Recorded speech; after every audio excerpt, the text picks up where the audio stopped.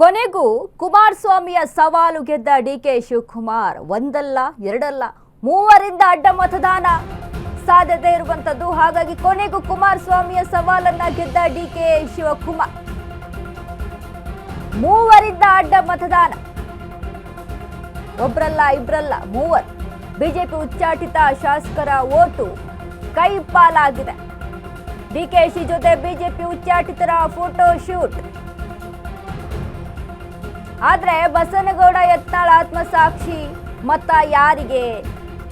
ಬಿಜೆಪಿಯವರು ಸೌಜನ್ಯಕ್ಕೂ ಕರೆ ಮಾಡಿಲ್ಲ.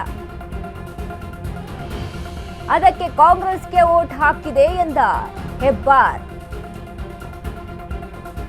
ನಾನು ಕಾಂಗ್ರೆಸ್ಗೆ ವೋಟ್ ಹಾಕಿದೆ ಎಂದ ಸೋಮಶೇಖರ್. ಸೌಜನ್ಯಕ್ಕಾದ್ರೂ ಒಂದು ಕಾಲ್ ಮಾಡ್ಬೋದಿತ್ತಲ್ಲ, ಮಾತಾಡ್ಬೋದಿತ್ತಲ್ಲ, ಅದನ್ನು ಕೂಡ ಮಾಡಿಲ್ಲ ಅಂತ ಹೆಬ್ಬಾರ್ ಹೇಳ್ತಾರೆ. ಅಟ್ಲೀಸ್ಟ್ ಒಂದು ಕಾಲ್ ಮಾಡಿ ಮತ ಹಾಕಿ ಅಥವಾ ಏನೋ ಸೌಜನ್ಯಕ್ಕೆ ಒಂದು ಕಾಲ್ ಮಾಡ್ಬೋದಿತ್ತು. ಅದಕ್ಕೆ ಹಾಗಾಗಿ ಕಾಂಗ್ರೆಸ್ಗೆ ನಾನು ಮತ ಹಾಕಿದೆ.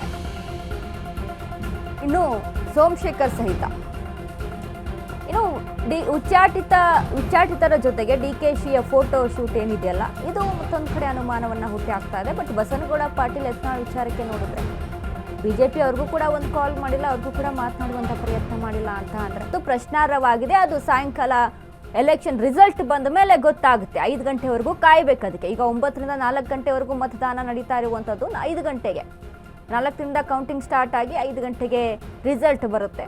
ಅದರಲ್ಲಿ ಗೊತ್ತಾಗುತ್ತೆ ಯಾರಿಗೆ ಹಾಕಿದ್ದಾರೆ ಯಾರಿಗಿಲ್ಲ ಅನ್ನುವಂಥದ್ದು.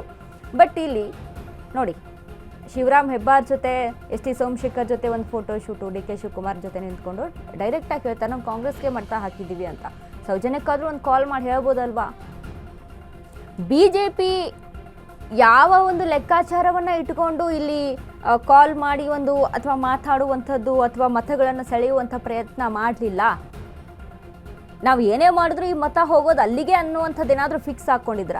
ಇನ್ನು ಬಸನಗೌಡ ಪಾಟೀಲ್ ಯತ್ನಾಳ್ ವಿಚಾರಕ್ಕೆ ಸಂಬಂಧಪಟ್ಟಂತೆ ಆತ್ಮಸಾಕ್ಷಿ ವಿರುದ್ಧವಾಗಿ ಮತ ಹಾಕ್ತಾರೆ ಅನ್ನೋದು ಅವರ ವಿಚಾರದಲ್ಲಿ ಲೆಕ್ಕಾಚಾರ ಹಾಕೋದಕ್ಕೆ ಸಾಧ್ಯ ಇಲ್ಲ. ಯಾಕಂದರೆ ಏನೇ ಆದರೂ ಅವ್ರು ಕಾಂಗ್ರೆಸ್ಗೆ ಮಾತ್ರ ಮತ ಹಾಕೋದಿಲ್ಲ ಅನ್ನುವಂಥದ್ದು ಅವರ ಒಂದು ರಾಜಕೀಯ ಬೆಳವಣಿಗೆಗಳನ್ನು ಅವರ ಒಂದು ಮಾತಿನಲ್ಲಿ ನಮಗೆ ಗೊತ್ತಾಗ್ತಾ ಹೋಗುತ್ತೆ. ಕಟ್ಟ ಹಿಂದೂ ಹುಲಿ ಅಂತ ಏನು ಹೇಳ್ತೀವಿ, ಹಿಂದೂ ಧರ್ಮದ ಕಟ್ಟ ಪಾಲನೆ ಮಾಡುವಂಥವ್ರು ಅಂತ ಏನು ಹೇಳ್ತೀವಿ ನಾವು.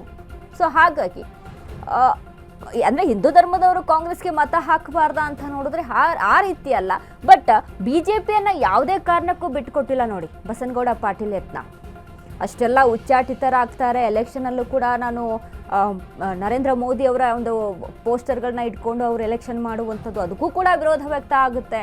ಎಲೆಕ್ಷನ್ ಟೈಮ್ನಲ್ಲಿ 2023ರ ಎಲೆಕ್ಷನ್ನಲ್ಲಿ ಅದು ಕೂಡ ತೊಂದರೆ ಆಗುತ್ತೆ. ಅದಾದರೂ ಕೂಡ ಈಗ ಇತ್ತೀಚೆಗೆ ಬೈ ಎಲೆಕ್ಷನ್ ಏನು ನಡೀತು ಬಾಗಲಕೋಟೆ ಮತ್ತು ದಾವಣಗೆರೆಯಲ್ಲಿ, ಅದು ಹೆಚ್ಚಾಗಿ ಬಾಗಲಕೋಟೆ ಜಿಲ್ಲೆಗೆ ಹೆಚ್ಚಿನ ಒಂದು ಪ್ರಶಂಸೆಯನ್ನು ಕೊಟ್ಟು ಬಿಜೆಪಿ ಪರವಾಗಿ ಅವರು ಪ್ರಚಾರ ಮಾಡಿರುವಂಥದ್ದಾಗಿರ್ಬೋದು, ಜನಗಳನ್ನು ಸೆಳೆಯುವಂಥ ರೀತಿಯಲ್ಲಿ ಕೆಲಸ ಮಾಡುವಂಥದ್ದಾಗಿರ್ಬೋದು. ಆಗ ಬಿಜೆಪಿ ಅವಕಾಶ ಮಾಡಿಕೊಡುತ್ತೆ. ಉಚ್ಚಾಟಿತ ಶಾಸಕ ಪ್ರಚಾರ ಮಾಡ್ಬೋದಾ ಅಂತ ನೋಡಿದ್ರೆ ಎಸ್ ಮಾಡ್ಬೋದು, ಅದರಲ್ಲೇನು ನಾವು ಯಾರಿಗೂ ಬೇಡ ಅಂದಿಲ್ಲ ಅಂತ. ಬಟ್ ಈಗ ಒಂದು ಕರೆಯಾದರೂ ಮಾಡಿ, ಸೌಜನ್ಯಕ್ಕಾದರೂ ಕರೆ ಮಾಡಿ ಅಥವಾ ಮಾತನಾಡ್ಬೋದಿತ್ತಲ್ಲ ಅನ್ನುವಂಥದ್ದು ಈ ಒಂದು ಶಾಸಕರ ನಿಲುವಾಗಿರುವಂಥದ್ದು. ಸೊ ಹಾಗಾಗಿ ನಾವು ಕಾಂಗ್ರೆಸ್ಗೆ ವೋಟ್ ಹಾಕಿದ್ವಿ ಅಂತ ಕ್ಲಿಯರ್ ಕಟ್ ಆಗಿ ಮಾತಾಡ್ತಾ ಇದ್ದಾರೆ. ಇನ್ನು ಬಸನಗೌಡ ಪಾಟೀಲ್ ಯತ್ನಾಳ್ ವಿಚಾರದಲ್ಲಿ ಆತ್ಮಸಾಕ್ಷಿಗೆ ವಿರೋಧವಾಗಿ ವೋಟ್ ಹಾಕ್ತಾರಾ ಅಂತ ನೋಡಿದ್ರೆ ಅದು ಪ್ರಶ್ನಾರ್ಹ.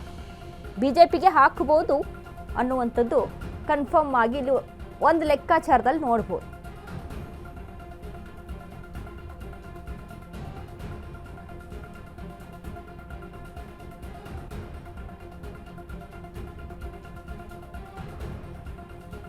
ಅಡ್ಡ ಮತದಾನದ ವೀರರು ಅಂತ ನೋಡಿದಾಗ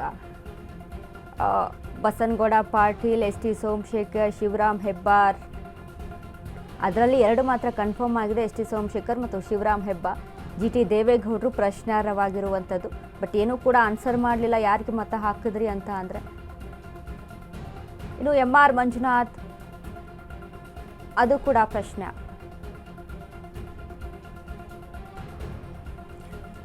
ಈ ಬಗ್ಗೆ ಮತ್ತಷ್ಟು ಅಪ್ಡೇಟ್ಸ್ ಕೊಡ್ತಾರೆ ನಮ್ಮ ಪ್ರತಿನಿಧಿ ವಿವೇಕ್. ವಿವೇಕ್, ಇದೀಗ ಅಡ್ಡ ಮತದಾನದ ಭೀತಿ ಎದುರಾಗಿದೆ, ಅಡ್ಡ ಮತ ಹಾಕಿದ್ದಾರೆ ಅನ್ನುವಂಥ ಲೆಕ್ಕಾಚಾರದಲ್ಲಿ ನೋಡಿದಾಗ ಇಲ್ಲಿ ಇಬ್ಬರು ಮಾತ್ರ ಕನ್ಫರ್ಮ್ ಅಂತ ಹೇಳಿದ್ರು, ಉಳಿದಂಥ ಅಡ್ಡ ಮತದಾನಗಳು ಆಗಿದೆಯಾ ಇಲ್ಲೋ ಅನ್ನುವಂಥದ್ದು ಒಂದು ಪ್ರಶ್ನಾರ್ಹವಾಗಿ. ಸೊ ಏನೆಲ್ಲ ಅಪ್ಡೇಟ್ಸ್ ಇದೆ ವಿವೇಕ್ ಇದರಲ್ಲಿ?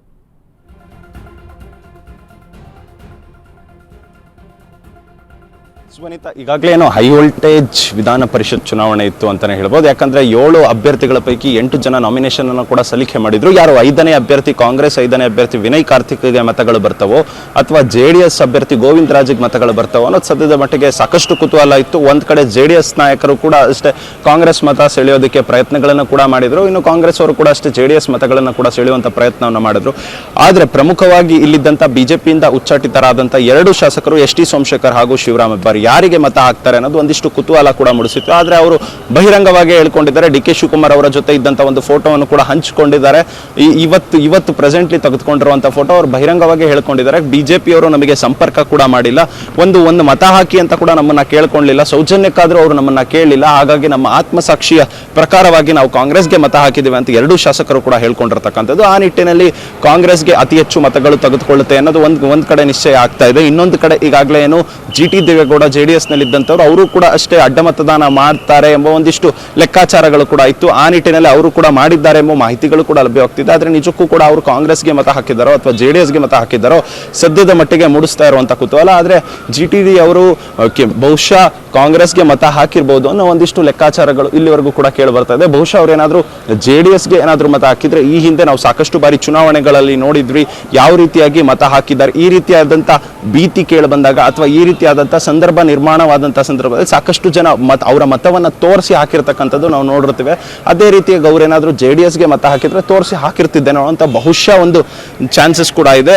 ಹಾಗಾಗಿ ಅವರು ಕಾಂಗ್ರೆಸ್ಗೆ ಹಾಕಿರ್ತಾರೆ ಅಂತ ಒಂದಿಷ್ಟು ಲೆಕ್ಕಾಚಾರಗಳು ಕೂಡ ಹೇಳ್ತಾ ಇದೆ. ಜೊತೆಗೆ ಮಂಜುನಾಥ್ ಅವರು ಕೂಡ DK ಶಿವಕುಮಾರ್ ಅವರ ಜೊತೆ ಆಪ್ತರಾಗಿದ್ರು ಅನ್ನೋ ಒಂದಿಷ್ಟು ಮಾಹಿತಿಗಳು ಕೂಡ ಹರಿದಾಡ್ತಿವೆ. ಅವರು ಕೂಡ JDS ನಲ್ಲಿ ಇದ್ದಂಥವ್ರು, ಅವರು ಕೂಡ ಏನಾದ್ರೂ ಒಂದು ಕಡೆ ಕಾಂಗ್ರೆಸ್ಗೆ ಮತ ಹಾಕ್ತಾರಾ ಅಥವಾ ಹಾಕಿದ್ದಾರಾ ಅನ್ನೋದು ಕೂಡ ಒಂದ್ ಕಡೆ ಲೆಕ್ಕಾಚಾರ. ಯಾಕಂದ್ರೆ ಅವರು ಕೂಡ ಪ್ರತ್ಯೇಕವಾಗಿ ಬಂದಂತವ್ರು, JDS ಶಾಸಕರು ಎಲ್ಲರ ಜೊತೆಗೆ ಕೂಡ ಅವ್ರು ಬರಲಿಲ್ಲ, ಪ್ರತ್ಯೇಕವಾಗಿ ಬಂದ್ರು. ಅದೊಂದು ಕಡೆ ಕುತೂಹಲ ಮೂಡಿಸುತ್ತೆ. ಜೊತೆಗೆ GT ದೇವೇಗೌಡ ಅವರ ನಡೆ ಕೂಡ ಅಷ್ಟೇ ಕುತೂಹಲ ಮೂಡಿಸುತ್ತೆ. ಯಾರಿಗೆ ಮತ ಹಾಕಿದ್ರಿ ಅಂತ ಕೇಳಿದಂತ ಸಂದರ್ಭದಲ್ಲಿ ಸೈಲೆಂಟ್ ಆಗಿ ಹೋಗ್ತಾರೆ, ಅವ್ರು ಏನು ಕೂಡ ಮಾತನಾಡೋದಿಲ್ಲ. ಇದರ ಈ ಮೌನ ಏನಾದರೂ ನೋಡಿದ್ರೆ, ಎಲ್ಲೋ ಒಂದ್ ಕಡೆ ಈ ಮೌನ ನೋಡಿದ್ರೆ ಅವ್ರು ಏನಾದ್ರು ಕಾಂಗ್ರೆಸ್ಗೆ ಮತ ಹಾಕಿದ್ದಾರೆ ಅನ್ನೋದು ಒಂದಿಷ್ಟು ಕೂಡ ಲೆಕ್ಕಾಚಾರಗಳು ಕೇಳಿ ಬರ್ತಾ ಇದೆ. ಆದ್ರೆ ನಿಜಕ್ಕೂ ಕೂಡ ಅಂತಿಮ ನಿರ್ಣಯ ಯಾವಾಗ ಗೊತ್ತಾಗೋದು ಅಂದ್ರೆ 4 ಗಂಟೆ ಆದ ಬಳಿಕ JDSಗೆ ಎಷ್ಟು ಮತಗಳು ಬಂದಿದೆ, JDS ಅಭ್ಯರ್ಥಿಗೆ, ಕಾಂಗ್ರೆಸ್ 5ನೇ ಅಭ್ಯರ್ಥಿಗೆ ಎಷ್ಟು ಮತಗಳು ಬಂದಿದೆ ಅನ್ನೋದು ಸದ್ಯದ ಮಟ್ಟಿಗೆ ಇರ್ತಕ್ಕಂಥ ಕುತೂಹಲ. ಇದಕ್ಕೆಲ್ಲದಕ್ಕೂ ಕೂಡ 4 ಗಂಟೆ ಆದ ಬಳಿಕ ತೆರೆ ಬೀಳಲಿದೆ. ವನಿತಾ, ಥ್ಯಾಂಕ್ ಯು ವಿವೇಕ್, ನಿಮ್ಮೆಲ್ಲ ಅಪ್ಡೇಟ್ಸ್ಗೆ.